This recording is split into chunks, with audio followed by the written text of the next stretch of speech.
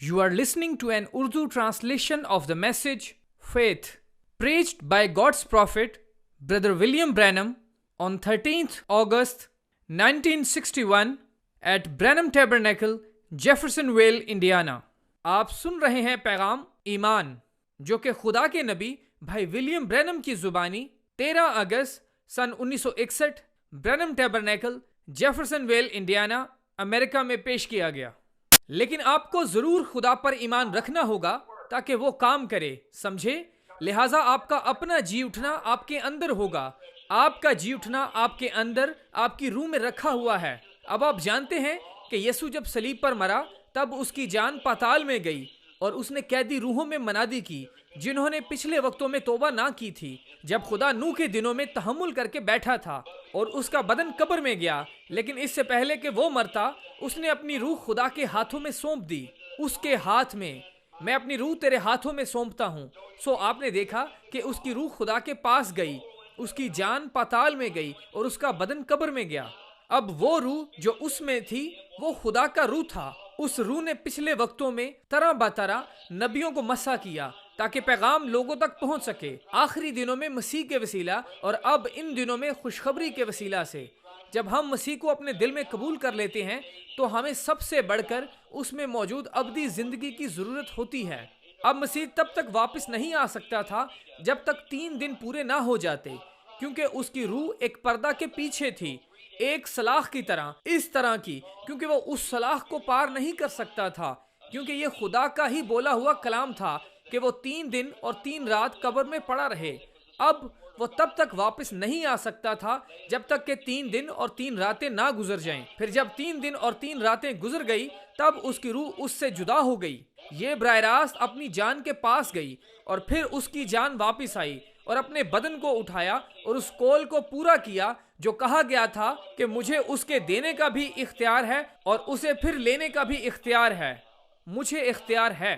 اب اسی طرح سے آپ میں سے ہر ایک کے پاس یہ اختیار ہے, کیونکہ آپ خدا کے بیٹے اور بیٹیاں ہیں. اور آج صبح وہی روح آپ کے اندر بھی ہے. روح القدس آج صبح آپ کے اندر ہے. یہی روح القدس آپ کو زندہ کرے گا. لہٰذا آپ کے اندر قوت موجود ہے کہ آپ اپنے آپ کو جی اٹھائیں. آپ جب مر جاتے ہیں تب آپ کی جان خدا کے مذبح کے نیچے چلی جاتی ہے, نہ کہ براہ راست خدا کی حضوری میں. اب آپ کی روح خدا کے پاس چلی جاتی ہے لیکن آپ واپس نہیں آ سکتے.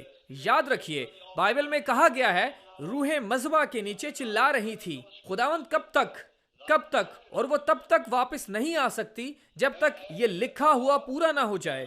اور اسی طرح مسیح واپس نہیں آ سکتا تھا جب تک لکھا ہوا پورا نہ ہو جاتا. پھر جب یہ سب کچھ پورا ہو گیا تب تمام دکھ ختم ہو گئے اور بھائیوں نے بھی ان دکھوں کو برداشت کیا, یا جیسے ہم ان تکلیفوں اور دکھوں میں سے گزرے وہ بھی گزرے. اور اسی طرح پھر اس روز تم جان جاؤ گے کہ تم کہاں دفن ہوئے تھے. پھر تمہاری روح خدا سے الگ ہو کر واپس تمہاری جان میں آ جائے گی. اب جان آپ کا وہ حصہ ہے جو آپ کی عقل کو جانتا اور سمجھتا ہے. کیا آپ کو تھوڑا عرصہ پہلے کی میری وہ رویا یاد ہے, یا وہ چھوٹا سا تبدیل ہوا عرصہ جب میں اس جگہ گیا اور لوگوں کو دیکھا؟ جماعت کہتی ہے آمین. اب آپ کی روح اسی جسم میں واپس آئے گی اور اس بدن میں جو کہ جان ہے, اسی جسم میں جو کھا پی نہیں سکتا. جب یہ خیمہ کا گھر گرایا جائے گا تو ہمارے پاس ایک عمارت ہے جو انتظار کر رہی ہے. وہ ایک آسمانی بدن ہے اور اس روح, جان اور آسمانی جسم کے ساتھ آپ اس 1000 سالہ بادشاہت کے لیے اس قدرتی بدن کے ساتھ جی اٹھیں گے, سمجھے؟ اب آپ کے اندر وہ قوت موجود ہے جو یہ سب کچھ کر سکتی ہے. لیکن اب وہ قوت جو آپ کے اندر ہے ایک نئی دنیا بنا سکتی ہے. خدا کے نزدیک چھوٹے کمزور نشانات اور بڑے نشانات زیادہ طاقتور نہیں. خدا کا تھوڑا سا چھونا ہی اس کی قادر مطلق قوت ہے, سمجھے؟ خدا کا تھوڑا سا ہی چھو جانا. آپ کو سمجھ آ گئی؟ لہٰذا اب میں کوشش کر رہا ہوں کہ آپ کو ایمان میں لے کر آؤں. آپ جانتے ہیں کہ ایک مسیحی ہونے کے ناطے آپ کے ساتھ کچھ وقوع میں آیا. کیا آپ جانتے ہیں؟ جماعت کہتی ہے آمین. آپ دنیا کی غلاظت میں چلتے پھرتے تھے, تمام طرح کی گندگی, گناہ, شراب نوشی, جوا اور دنیا کی ہر طرح کی برائی میں. لہٰذا جیسے ہی آپ نے یہ ایمان رکھ لیا کہ مسیح نے آپ کے گناہ معاف کر دیے, تب آپ ان سب چیزوں سے اوپر اٹھ گئے. اب آپ یہاں چل رہے ہیں, سمجھے؟ سب چیزوں سے اوپر. کیسے؟ کیونکہ آپ نے ایمان رکھ لیا ہے کہ آپ ایک مسیحی ہیں. پھر جب کہ آپ نے مسیح کو قبول کر لیا تب روح القدس آپ پر آ جاتا ہے. پھر آپ کا روح القدس میں ایمان قائم ہو جاتا ہے جو آپ کو قوت دیتا ہے کہ اس گناہ آلودہ زندگی سے بہت اوپر چل سکیں. خیر، اب ایک کام جو آپ کو کرنا ہے، شفا سے بہت اوپر چلنے کی کوشش کریں. تھوڑا اور ایمان رکھیں اور اس کو باہر کی طرف دھکیلتے رہیں. سمجھے؟ اب اگر آپ بیمار ہوں اور آپ مسیحی نہ ہوں تو تب آپ ٹھیک اسی وقت مسیح میں شامل ہو جائیں. تب آپ کے اندر شفا کی قوت آ جائے گی. بحیثیت مسیحی آپ کو ایمان بخشا جائے گا کہ آپ گناہ سے اوپر اٹھ کر چل سکیں. یہ آپ کو ایمان بخشے گی اور اس زندگی کے سفر میں ہر چیز کی جس کی آپ کو ضرورت ہے وہ اب آپ کے اندر ہے. اب آپ کو ایک ہی کام کرنے کی ضرورت ہے اور وہ ہے خدا پر ایمان رکھنا، جو آپ کے اندر سے اچھی چیزوں کو باہر نکالے گا، جو کہ روح القدس کی بدولت آپ کے اندر ہے. کیا اب یہ بات آپ پر صاف صاف ظاہر ہو گئی ہے؟ آپ کو سمجھ آ گئی؟ جماعت کہتی ہے آمین. مجھے یقین ہے کہ کل رات بلی نے مجھے فون کر کے بتایا اور کہا کہ آپ اس صبح آئیں، اور خاص کر اس ایک شخص کے لیے جو یہ سوچتے ہوئے آیا ہے کہ اس ہفتہ ہم ان 7 مہروں پر عبادت کرنے جا رہے ہیں، اور میرا ایمان ہے کہ وہ ایک بیمار بچے کو لے کر آئے ہیں. جناب، اگر آپ یہاں پر موجود ہیں تو یاد رکھیے کہ آپ خود سے ایسا نہیں کر سکتے. آپ کا ایمان چھوٹے بچے کے لیے ہونا چاہیے اگر وہ بہت ہی چھوٹا بچہ ہے. اب میں ایک اور حوالہ لیتا ہوں. اگر سب ٹھیک ہیں، ایک پل کے لیے بھائی نیول کہتے ہیں، بھائی جی آگے بڑھیے. آمین.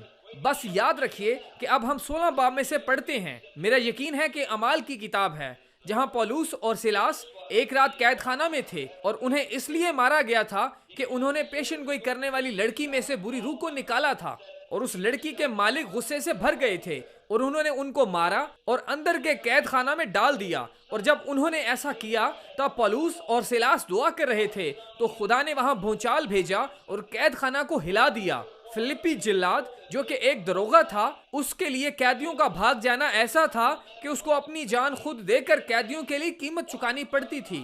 اس نے اپنی تلوار نکال لی اور اپنے آپ کو مارنے ہی والا تھا. تب پولوس دوڑتا ہوا آیا اور کہنے لگا، اپنے آپ کو نقصان نہ پہنچا، ہم سب یہاں موجود ہیں. اور اس دروغے کا پولوس اور ان باقی لوگوں کے متعلق یہ خیال تھا کہ شاید انہوں نے حمد کے گیت گائے ہوں، ہو سکتا ہے کہ انہوں نے گواہیاں دی ہوں یا ایسا ہی کچھ ہوگا. بے شک جو کچھ بھی تھا وہ جانتے تھے کہ وہ مقدسین اشخاص تھے. وہ جانتے تھے کہ ان آدمیوں کے بارے میں کچھ مختلف ہی بات ہے، کیونکہ فوراً اس نے پوچھا کہ بچائے جانے کے لیے مجھے کیا کرنا چاہیے، میں کیا کروں کہ نجات پاؤں. اب پولوس نے کہا کہ خداوند یسوع مسیح پر ایمان لا تو تو اور تیرا گھرانہ نجات پائے گا. خیر، اب اگر وہ صرف خداوند یسوع مسیح پر ایمان رکھے تو اس کا یہ مطلب نہیں ہے کہ اس کی نجات اس کے گھرانے کو بھی بچا پائے گی. لیکن اگر وہ اپنی نجات کے لیے خدا میں کافی ایمان رکھتا تو اس کے پاس اپنے گھرانے کے لیے بھی ٹھیک اسی طرح کا ایمان ہو سکتا ہے، اور اس کے ساتھ اس کے گھرانے کو بھی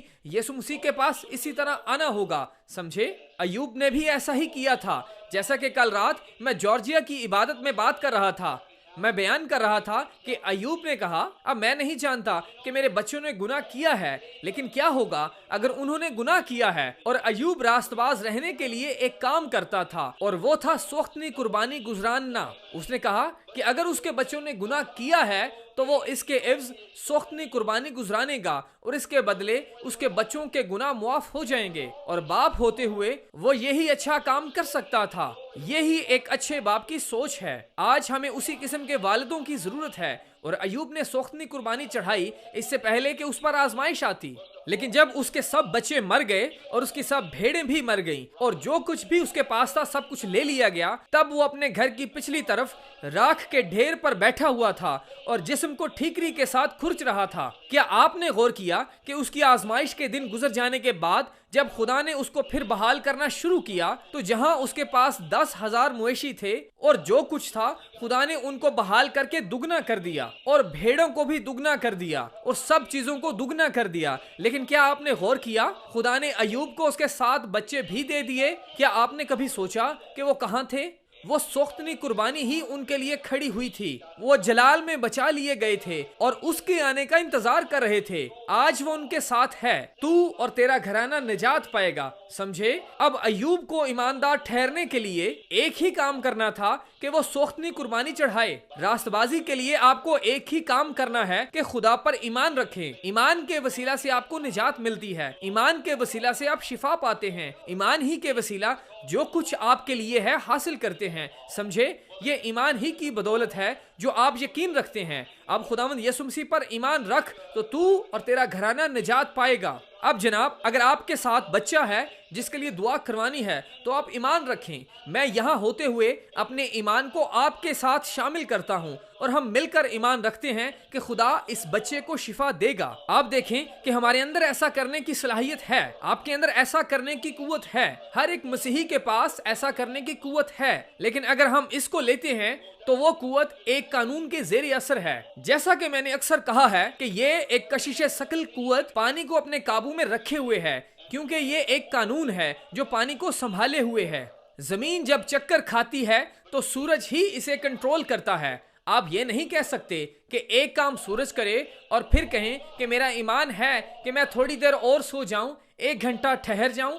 وہ ایسا نہیں کرے گا، سمجھے؟ کیونکہ اس کے لیے ایک قانون ہے. اگر آپ قانون کے مطابق کام کرو گے تو سب کچھ بالکل ٹھیک ہوگا. اگر آپ وقت پر سوئیں تو آپ وقت پر اٹھ بھی جائیں گے. اور اگر آپ، جیسا ہمارے پاس یہاں سویپیر جھیل ہے، اونٹیریو جھیل، ہیرن جھیل، یہ ساری بڑی بڑی جھیلیں یہاں ہیں. ہمارے پاس نویڈا اور کیلیفورنیا اور ایریزونا اور نیو میکسیکو میں ہزاروں ایکڑ زمین پانی ناکافی ہونے کی وجہ سے جل رہی ہے، جبکہ وہ زمین کچھ بھی پیدا کر سکتی ہے. صرف وہاں کی زمین کی پیداوار سے آپ تمام دنیا کو کھلا سکتے ہیں. لیکن اگر آپ کے پاس وہاں اتنا پانی میسر ہو، اس سے اس زمین کو کچھ فرق نہیں پڑے گا، کیونکہ پانی اسے سیراب کرے گا. پانی باہر جاتا ہے ویسے ہی ان میں اور پانی آ جاتا ہے اور اس کی سطح پھر برابر ہو جائے گی، کیونکہ کشش ثقل اس کو تھامے ہوئے ہے. لہٰذا اگر آپ کشش ثقل کے اصول کو استعمال کریں تو آپ ان ساری بڑی بڑی جھیلوں کا پانی جو سارے ملک میں موجود ہے لے کر ساری دنیا کا پیٹ بھر سکتے ہیں. پھر کوئی بھی بھوکا نہ رہے گا.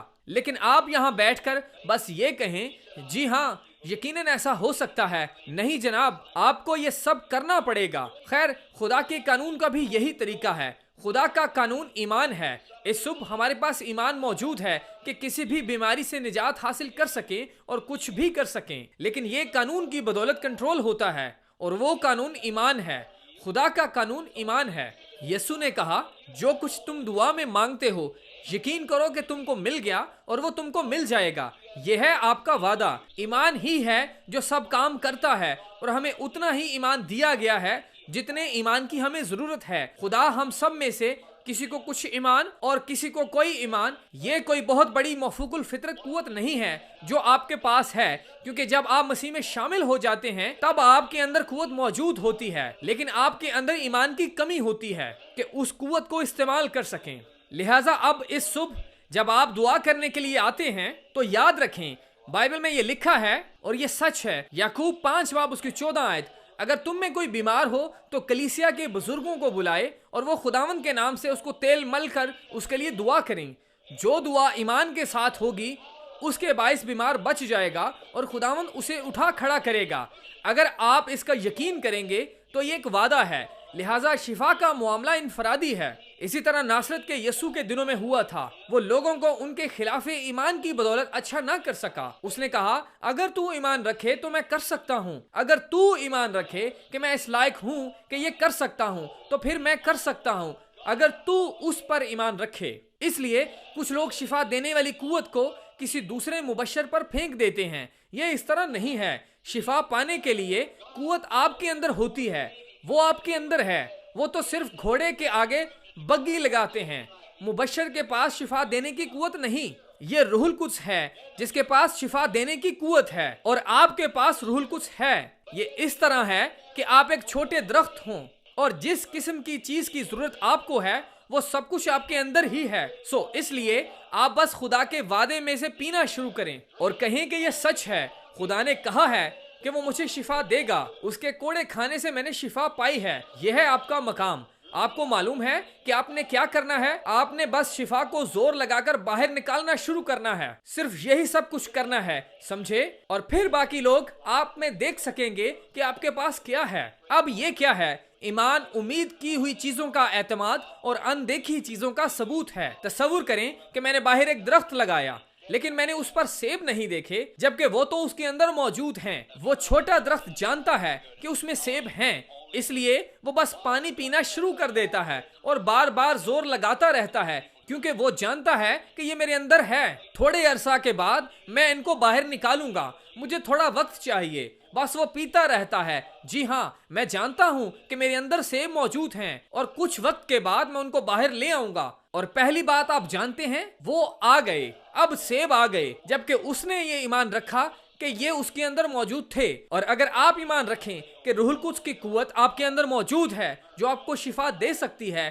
तो आप शिफा पा चुके हैं। बस जोर लगाते जाएं। समझे, आपके पास ईमान है, आपको उसी वक्त नतीजा नहीं मिलेगा, आप उसे देख नहीं सकते। अब देखें, याकूब अब्राहम के सामने अपने कामों की बदौलत रासबाज ठहरा। पौलुस इब्राहिम को ईमान के सबब से रासबाज जान रहा है। इन दोनों में आप फर्क बता सकते हैं? अब्राहम किस पर बात कर रहा है? मेरा मतलब है पौलुस क्या बयान कर रहा है? मेरा मतलब है पौलुस क्या बयान कर रहा है कि खुदा ने अब्राहम में किस चीज को देखा, और याकूब ये बात कर रहा है कि लोगों ने अब्राहम में क्या देखा।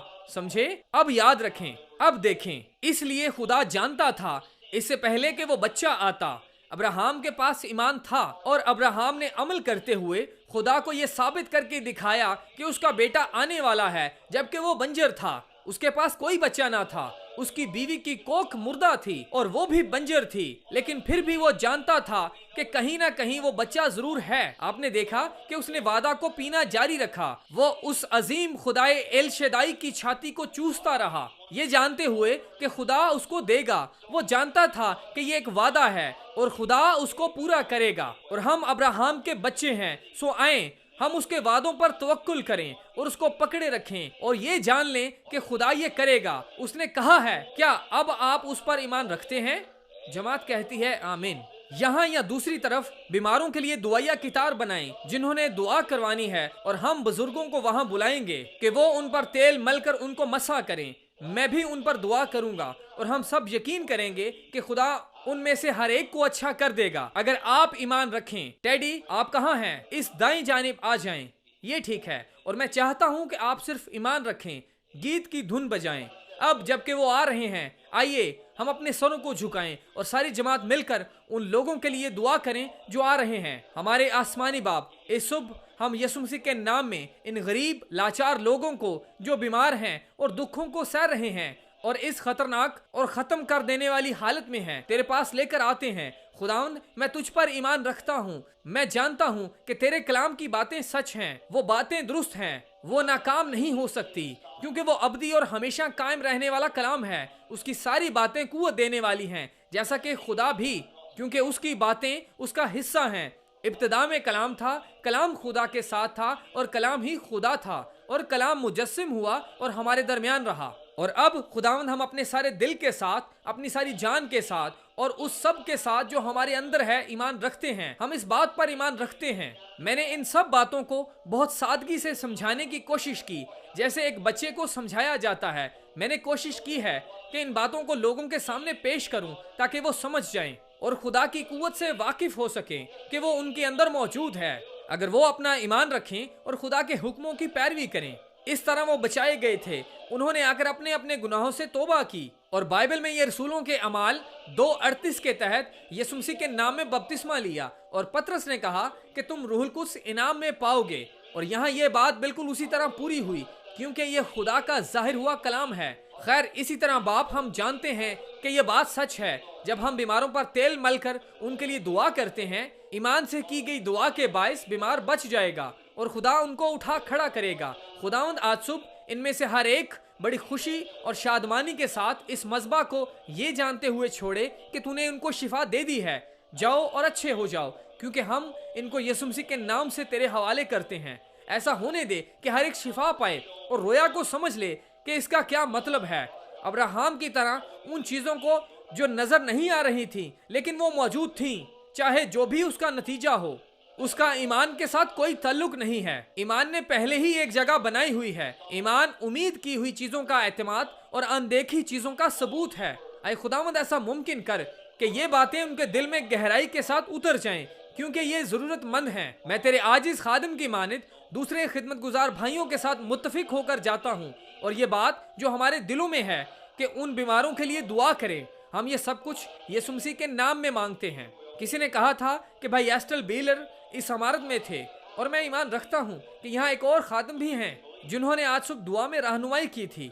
मैं यहाँ मौजूद तमाम खादमीन को कहना चाहता हूँ कि चाहे वो जो भी हैं, बराए मेहरबानी भाइयों, अगर आप यहाँ थोड़े लम्हात के लिए आकर मज़बा के चौगिर्द हमारे साथ खड़े हों, और भाई बीन शुक्रिया, यहाँ ऊपर आ जाएं और हमारे साथ मज़बा के गिर्द खड़े हों ताकि हम इन बीमारों के लिए दुआ कर सकें, उन पर हाथ रखें। अब जबकि वो गीत की धुन बजा रहे हैं और खादमीन यहाँ आ रहे हैं, लिहाजा हम में से हर एक बीमारों पर हाथ रख कर दुआ कर सकता है। आओ हम पहाड़ की दूसरी जानिब नजर करें।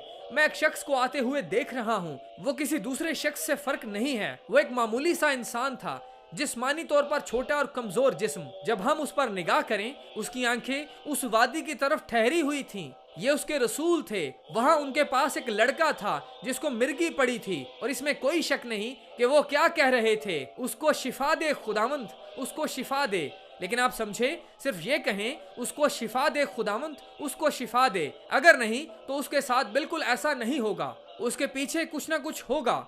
उसको शिफा दे खुदावंद, शिफा दे। समझे, अगर मैं आपसे यकीन करवा लूं, आप उसका पूरे दिल से यकीन करते हैं, तो आप शिफायाब हो जाएंगे। अगर मैं सचमुच आपको उस हालात तक ले आता हूं कि आप उस रोया को देख लें, अब वहां खड़े शागिर्दों पर नजर करें। हो सकता है वो उसको झंझोड़ रहे हो या उसको जोर से दबा रहे हो। यकीन करो भाई, यकीन करो। हालेलुया, एतकाद रखो, उसे शिफा दे खुदावंद, शिफा दे।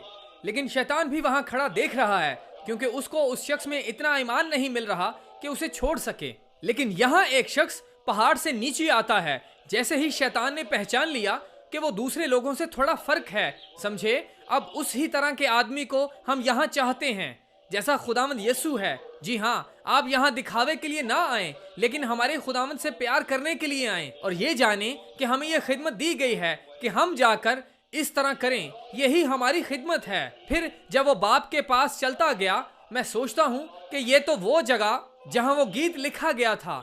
उसने कहा, खुदावंद मेरे बेटे पर रहम कर, क्योंकि बुरी रूह ने उसका बुरा हाल किया है। उसने कहा कि वो उसको आग में फेंकता और उसको मरोड़ता है, और इस तरह से और काम। उसने कहा, मैं उसको तेरे शागिर्दों के पास लेकर आया था, पर वो उसको अच्छा ना कर सके। लेकिन मैंने सोचा कि, उसने कहा, अगर तू ईमान रखे तो मैं कर सकता हूँ। अब मेरे अंदर वो कुव्वत है। उसने कहा, अगर तू ईमान रखे तो ऐसा हो सकता है।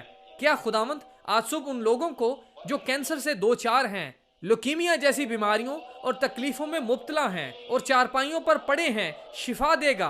क्या खुदावंद यहाँ से गुजरते हुए तू उनको शिफा देगा? इस तरह नहीं, नहीं, समझे, अगर तू ईमान रखे तो मैं कर सकता हूँ। उसने क्या कहा था? फक्त ईमान रखो, सब कुछ मुमकिन है। अब भाई टेलर ऊपर आ जाएं। अब सिर्फ ईमान रखो, सिर्फ ईमान रखो। अब जबकि मैं दुआ करता हूँ, मैं चाहता हूँ कि आप बीमार लोगों पर हाथ रखें जो भी उनकी जरूरत है, और उन कितारों में भी जाएं। भाई नेवल, आप तेल के साथ मसा करें, और बाकी भाई, अब मैं चाहता हूँ कि हाजरीन में से हर कोई अपना सर झुकाए और गहरी दुआ में ठहरे। खुदा, मैं दुआ करता हूँ कि रहम कर, और यीशु मसीह के नाम में इन लोगों को अच्छा कर। आमीन। नासरत के यीशु के नाम में। भाई ब्रैनम और बाकी खादमीन बीमारों पर हाथ रखकर दुआ करते हैं, और भाई नेवल तेल से मसा करते हैं। दुआया की तार की तरफ बहुत से लोग उनको देख रहे हैं कि उनका रद्द अमल क्या है, कि वो इस अमल के साथ क्या रद्द अमल कर रहे हैं। समझे, उसका अमल फिर वकूफ पजीर हुआ। वो उठे और आगे बढ़ना शुरू हुए। दूसरी चीज कि कैसे उन्होंने उस अमल के असर से रद्द अमल देखा जो उन्होंने पहले किया, और वो उस मकाम पर आए कि ईमान रख सकें। जब उन पर दुआ की गई तो वो शिफा पा गए। इसके बाद उनके अमल का रद्द अमल देखें। अब मुझे यकीन है कि आज सुबह हमारे पादरी के पास हमारे लिए एक जबरदस्त पैगाम है। एक लम्हा के लिए मैं बात करना चाहता हूँ। एक कैथोलिक लड़की मज़बा के पास खड़ी थी। थोड़े दिन पहले वो और उसका शोहर मेरे घर आए थे, और मैं कुछ अरसा से उसके शोहर को जानता हूँ, और उनके मुतल्लिक कोई बात थी जब हम अलग से बातचीत कर रहे थे। ये वो जगह थी जहाँ मुझे रोया मिली। वहाँ से हमने, जहाँ मैं उसको अपने चर्च में इस्तेमाल करता था, लेकिन आज सुबह मैंने इसको लिया है, और यही इसमें था। मैंने उसके बारे में कुछ नहीं देखा क्योंकि वो एक लड़की थी। दूसरी बात, उसको हमेशा कैथोलिक कलीसिया में पाला गया था, और वो अपनी माँ के मुतालिक बात करती गई। और उस वक्त के दौरान मैंने उसकी माँ के मुतालिक रोया देखी। उसको बताया कि उसकी माँ की क्या परेशानी है, और उसको बताया कि उसकी माँ किस तरह की दिखाई देती है। असल में वही उस चीज की वजह थी, चाहे ये सच है या नहीं। मैंने उसकी माँ को अपनी जिंदगी में कभी नहीं देखा। वो ये बात जानती थी। इस सुबह वो लड़की मज़बा के पास आ खड़ी हुई ताकि इकरार करके मसीह को अपना निजात दहिंदा कबूल कर सके। आज सुबह उसने मज़बा पर यह बात की और भाई नेवल ये नहीं जानते थे। उन्होंने उसे तेल से मसा किया। खुदा कैसे कैसे काम करता है। बीमारी के लिए उसको तेल से मसा किया गया, लेकिन रूहुल कुद्स के काम को देखें। जब उसको तेल से मसा किया, असल में वो बीमार नहीं थी, लेकिन उसको तेल से मसा किया गया। देखें कि ये कैसे हर एक के लिए भलाई पैदा करता है। अब वो एक मसीही की तरह खड़ी थी। जब उसने ईमान रख लिया तो वो भी मसीह में शामिल हो गई, जिस तरह के हम मसीह में शामिल हुए। उसने कहा, क्या आप मेरी माँ के लिए दुआ करेंगे, वो बीमार है। ये वही थी। मसा वाला तेल पहले ही लगाया गया था। मैंने कहा, ये कितना मुनासिब है कि कोई अभी बचाया गया है। मसीह हम सब के लिए खड़ा होता है। वो हम सब के लिए खड़ा है। और जैसे ही उस लड़की ने मसीह को कबूल कर लिया तो उसने चाहा कि किसी और के लिए खड़ी हो सके। और इससे ये पता चलता है कि जब हम असल में बचाए जाते हैं तो मसीह का रूह हमारे अंदर आ जाता है। मैं बेशक उसकी तारीफ करता हूँ। ये ईमान रखने वाली जबरदस्त मसीही रूह। अब याद रखें, अब इस नौजवान औरत के लिए जो यहाँ कहीं है और एक और कैथोलिक औरत आई है, मैं कुछ अल्फाज कहना चाहता हूँ। इससे पहले कि इबादत का हिस्सा मैं पास्टर के हवाला करूँ, समझे। भाई नेवल कहते हैं आमीन। अब कैथोलिक कलीसिया एक वक्त में इस कलीसिया की तरह ही थी। अगर आप पीछे जाएं और बाइबल पढ़ें जो हम ईमान रखते हैं, और आप जान जाएंगे कि कैथोलिक कलीसिया ही पहली कलीसिया थी। ये सच है। और ये अपनी तालीमात से दूर चली गई। ये कैथोलिक कलीसिया की तालीम थी। लेकिन आप देखें कि उनके पास 600 और दूसरी किताबें हैं जिनको पोप और इस तरह के लोगों ने लिखा था, और वो उनके लिए बाइबल की तरह ही मुकद्दस हैं। इसलिए देखें कि ये क्या है। आप बदले नहीं हैं। आपने क्या किया? आप सिर्फ तब्दील होते हैं, समझे। अगर आप इस निसाब को लें, मेरा ख्याल है कि आज सुबह आप में से चंद लोग उस औरत को, यकीनन मेरा ये अंदाजा हो सकता है कुछ कैथोलिक आदमी भी यहाँ बैठे हुए हैं। अगर आप कलीसिया की तारीख में जाएं, अगर आप अपने पासबान से पूछें यहाँ बाइबल में जो रसूलों के अमाल हैं कि वो उस तरह के थे कि वो शुरू में कैथोलिक के काम थे, वो आपको बताएंगे जी हाँ, और ये सच है, वो इस तरह के ही थे। अब ध्यान दें कि उनके पास किस किस्म का मजहब था। वो छोटी मामूली जगह पर इकट्ठे होते थे और कभी नहीं कहते थे सलाम ए मरियम या हमारे अबवाब। ये तो कलीसिया की रवायत है। उन्होंने क्या किया था?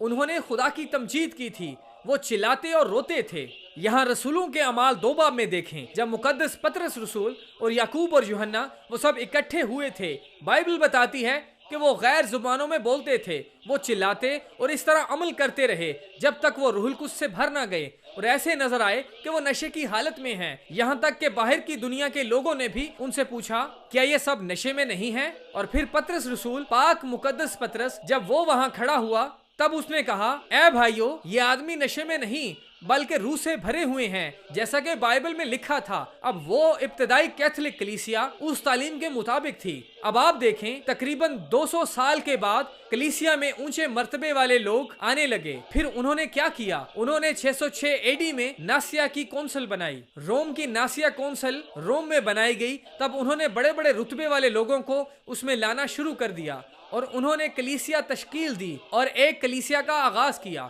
उसके बाद ये 4 या 5 मरतबा टूट गई। वहां से वो बिशप तक पहुंचे, बिशप से पोप तक जा पहुंचे और यूनानी आलमीन और दूसरी कलीसियाएं निकल आईं, यहाँ तक कि उन्होंने उसको टुकड़े टुकड़े कर दिया। आप देखें कि आज ये यहाँ है और इसके अंदर हर तरह के नुक्स हैं। मेरे कैथोलिक दोस्त, हम क्या करने की कोशिश कर रहे हैं? समझे, हम भी कैथोलिक हैं, हम इब्तदाई कैथोलिक हैं। और अब वो हमें जिस कलीसिया के नाम से पुकारते हैं वो हमें ज्यादातर पेंतिकॉस्टल कहकर पुकारते हैं, क्योंकि हम पेंतिकॉस्टल वाली बरकत पर ईमान रखते हैं। यहाँ पर कैथोलिक कलीसिया मुनज़्ज़म हुई और आज हमारी पेंतिकॉस्टल ग्रोहों में अगर ये दुनिया 500 साल और कायम रहती तो ये पेंतिकॉस्टल ग्रोह आज की रोमन कैथोलिक कलीसिया से भी ज्यादा रस्मी हो जाए। अब ये और दूर किसी तरफ को उसी तरह चलती जा रही है और जब वो मुनज़्ज़म हो जाते तो वो इसको एक नई जगह बनाते हैं। वो बस नई जगह बनाकर ही रह जाते हैं जिसमें अराकीन और ना बदली हुई रूहें होती हैं।